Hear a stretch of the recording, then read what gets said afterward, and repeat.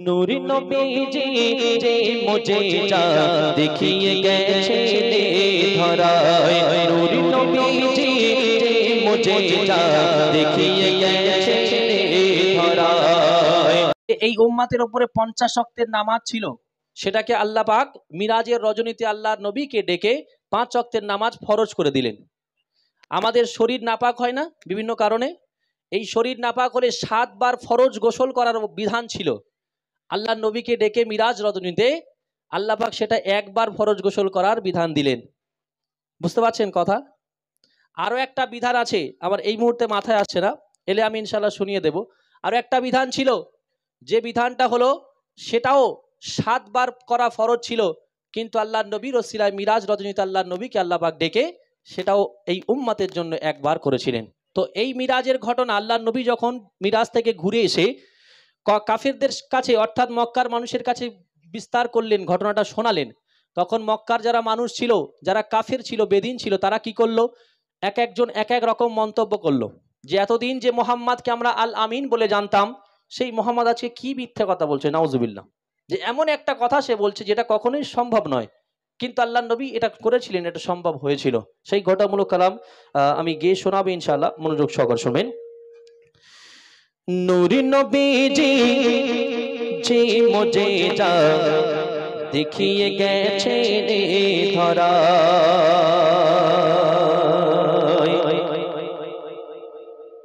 হ্যাঁ সেটা বলে দিই, সেটা হলো আমাদের কাপড়ে যখন প্রস্রাব লেগে যায়, দেখবেন বিশেষ করে বয়স্ক মানুষরা অনেক সময় তাদের প্রস্রাব কন্ট্রোলের ক্ষমতা থাকে না, তাদের দেখবেন যে কাপড়ে যখন প্রস্রাব লেগে যায় আগে 7 বার ধোয়া ফরজ ছিল, কিন্তু মিরাজ রজনীতে আল্লাহর নবীকে আল্লাহ পাক এই সুসংবাদও দিলেন সেটা একবার ধুইলে ফরজ হয়ে যাবে। যাই হোক, নূরি নবীজি যে মুজিজা দেখিয়ে গেছেন ধরায়, নূরি নবীজি যে মুজিজা দেখিয়ে গেছেন ধরায়, হইনি গো বিনা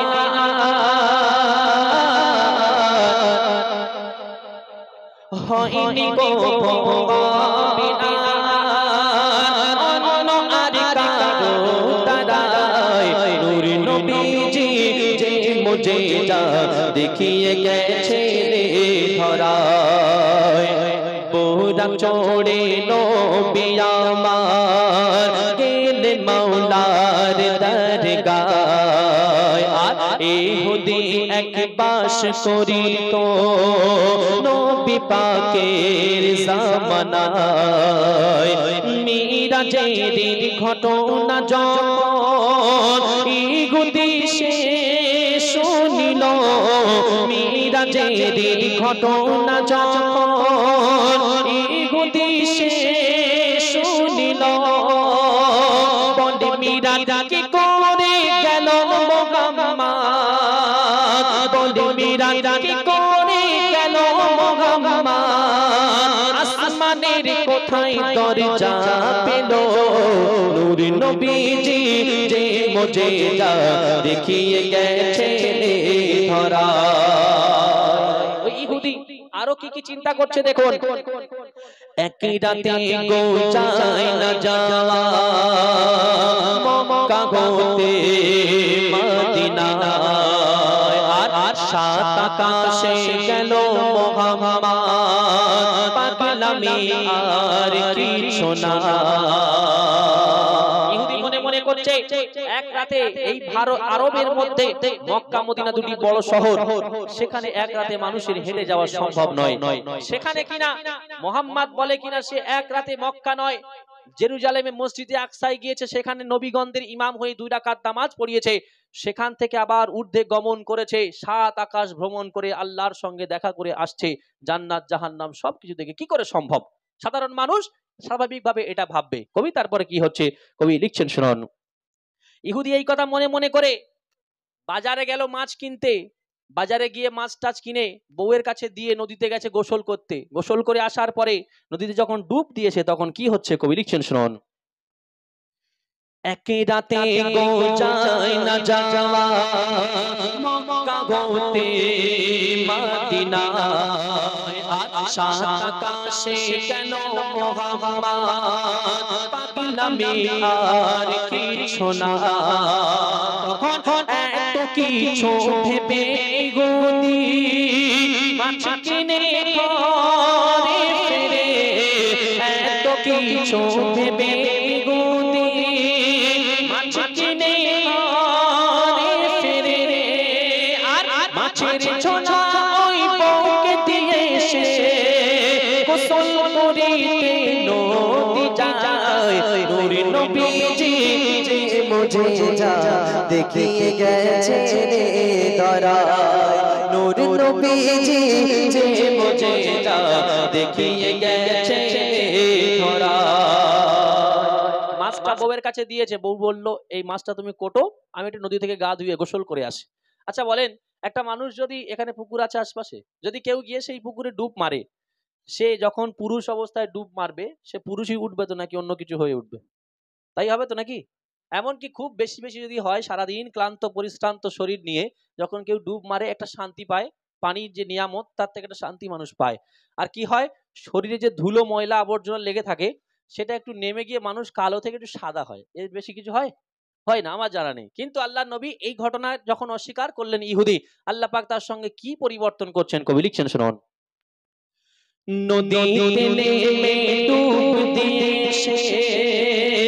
ওঠে যখন কিনারায় আল্লাহর কি কুদরত দেখো পুরুষ ছিল মহিলা আল্লাহ পাক পুরো জেন্ডার পাল্টে দিয়েছে পুরুষ ছিল মহিলা করে দিয়েছে কেন কবি লিখছেন শুনুন নদীতে নেমে ডুব দিয়ে সে ওঠে যখন কিনারায় আল্লাহর কি কুদরত দেখো পুরুষ ছিল মহিলা আর ওই পথে এক ধনির ছেলে গিয়েছিল ঘুরিতে ওই পথে এক ধনির ছেলে গিয়েছিল ঘুরিতে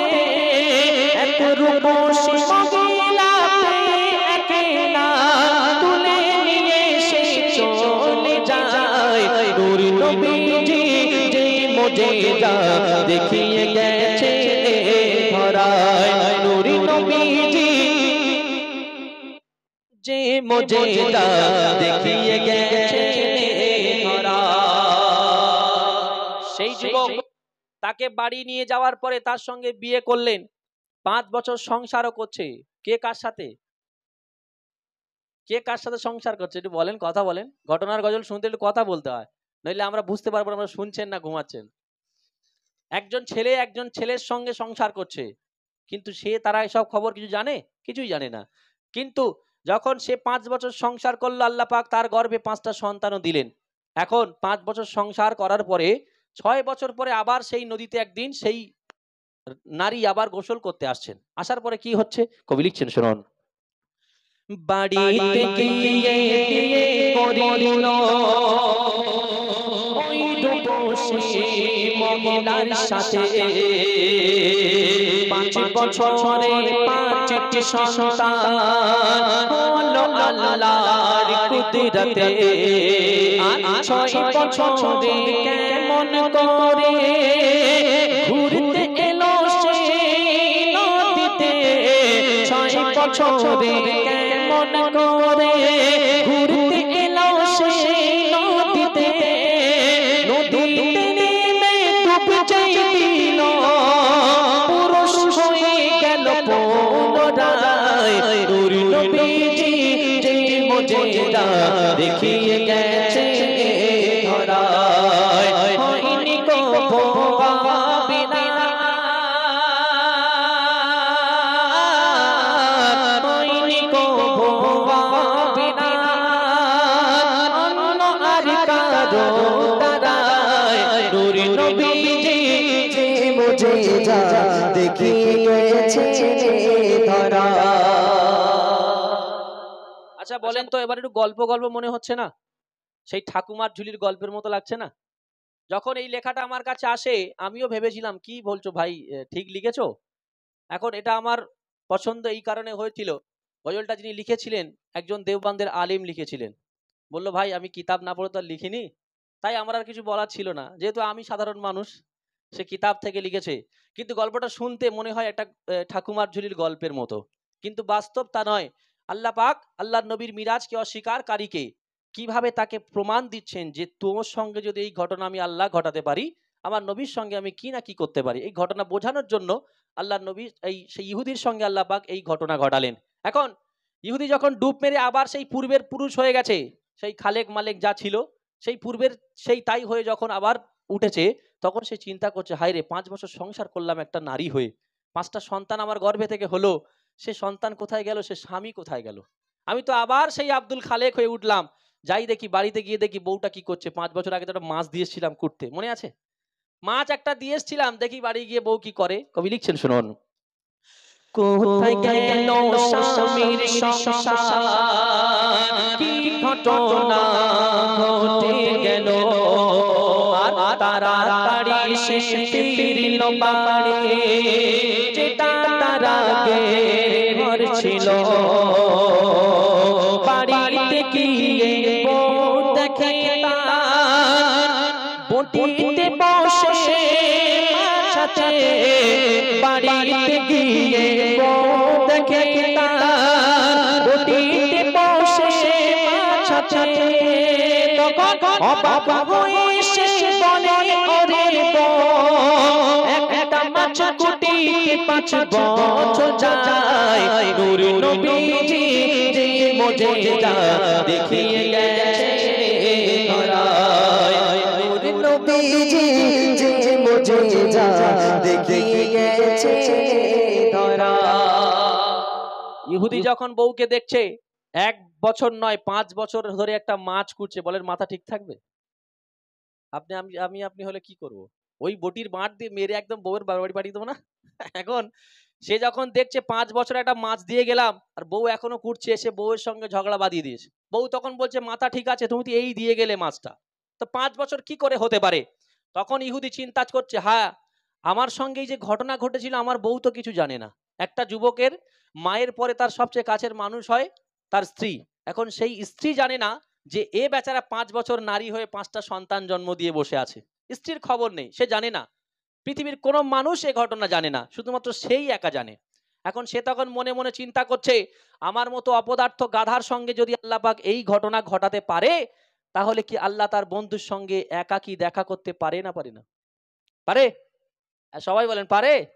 এই ঘটনা ওই গাধাকে প্রমাণ দেওয়ার জন্য, তখন তিনি গাধা ছিলেন, তারপরে কিন্তু সাহাবা হয়েছেন, তাকে প্রমাণ দেওয়ার জন্য সে নিজে নিজে ফিল করছে যে আমার মতো মানুষের সঙ্গে যদি আল্লাহ এই ঘটনা ঘটাতে পারে, শুধু মোহাম্মদের মিরাজকে অস্বীকার করেছিলাম বলে, তাহলে আল্লাহ কি পারে না নিজের বন্ধুর সঙ্গে একাকী দেখা করতে, পৃথিবীর কোনো মানুষ না জানা সত্ত্বে পারে। যখন সে ঘটনা বুঝতে পারলো, তখন সে কি করেছিল, কবি শেষ কথা লিখছেন শুনুন, সাথে সাথে কালেমা পড়ে গতি ঈমান আনিল,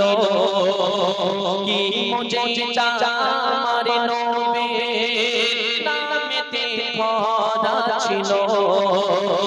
বলে জাহাঙ্গীর ওই নামে যে মন খুলে দরুদ পড়ে, বলে জাহাঙ্গীর ওই নামে যে মন খুলে দরুদ পড়ে, জাহান নামেরই আগুন দেখো না তারি উপরে আরাম হয়ে যায়, নূর নবীজি যে মুজিজা দেখিয়ে গেছে ধরায়, নূর নবীজি যে মুজিজা দেখিয়ে গেছে ধরায়, হয়নি কো হবে না, হয়নি কো হবে না, অন্য আর কারো দ্বারায়, নূর নবীজি যে মুজিজা দেখিয়ে গেছে ধরায়, নূর নবীজি যে মুজিজা দেখিয়ে গেছে ধরায়।